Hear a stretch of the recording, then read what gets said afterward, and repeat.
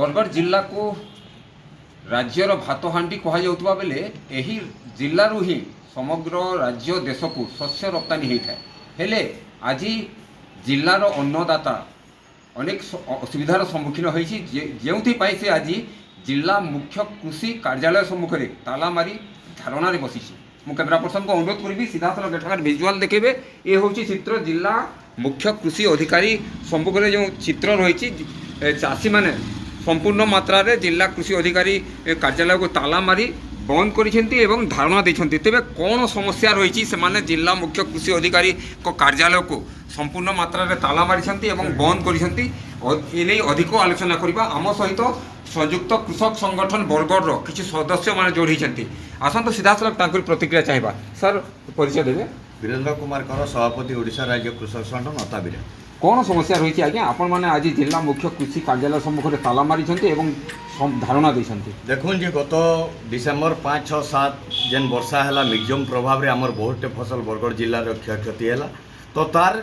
कौन प्रकार सठिक आकलन नहीं एवं जेनटा कि नियम अच्छे सरकारी नियम अच्छे इंश्योरेंस कंपनी भी नियम अच्छे जे 10 दिन भितर क्षयक्षति आकलन आ 15 दिन भितर क्षयक्षतिर माने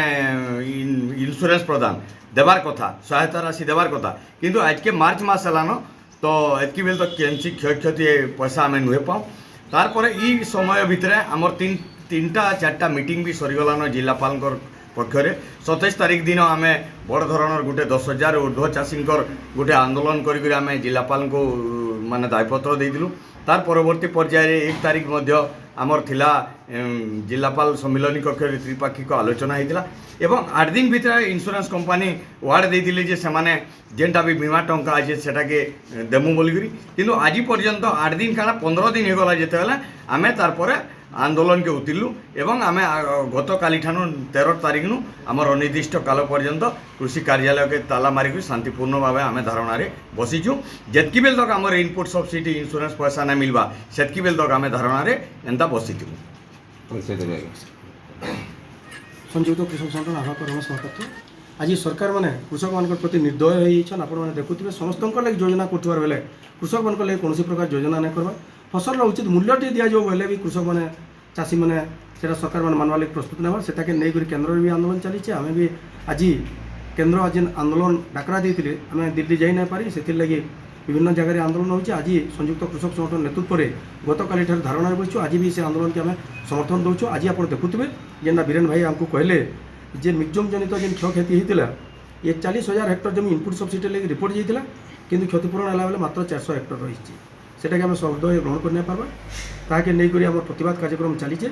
इंश्योरेंस के नहीं प्रतिवाद कार्यक्रम चलीचे जिते दिन पर्यंत इंश्योरेंस इनपुट सब्सिडी नहीं मिलवा ये आंदोलन जारी रहा। यहाँ संगठन तरफ गोटे चेतावनी 12टा ब्लॉक संयुक्त कृषक संगठन गोटे दिन गोटे ब्लॉक दायित्व नहीं आज अताबिरार चाषी भाई मैंने आसान नेतृत्व में आज ये आंदोलन चली।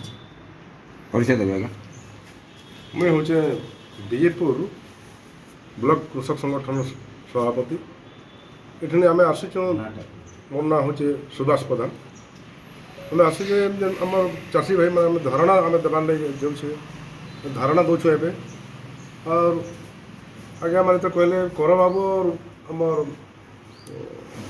रमेश महापात्र कहले सब सदे आज आम जेन आसुचु घर आसुचु आम आम पिला छुआ सब छाड़ी जे किसी गोटे जेन क्षयक्षति होती आम कि पाइमु क्या बोलिक बारंबार आम आंदोलन कलापर भी ये सरकार केन्दा कुंभकर्ण नीति शुईचे से बेले भी आमर नहीं शुणवा आम कथबार्ता एवं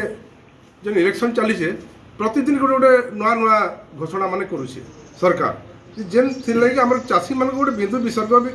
चाषीर किसी नहीं कथबार्ता कि आम शुणुचु तो आज जेन प्रकार आम असुविधा आम अवस्था आम चलुचु गति करुम चाषी परिवार माने तो बहुत अति दयनीय अवस्था आम अच्छू तार यदि किसी नहीं करे बोले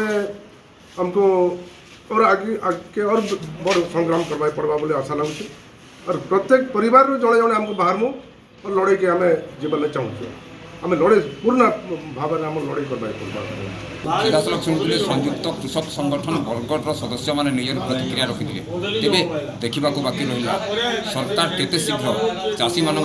समस्यार समाधान करुँच ही अपेक्षा। बरगढ़ कैमेरा पर्सन सागर सहित आनंद महापात्र प्रतिदिन टीवी।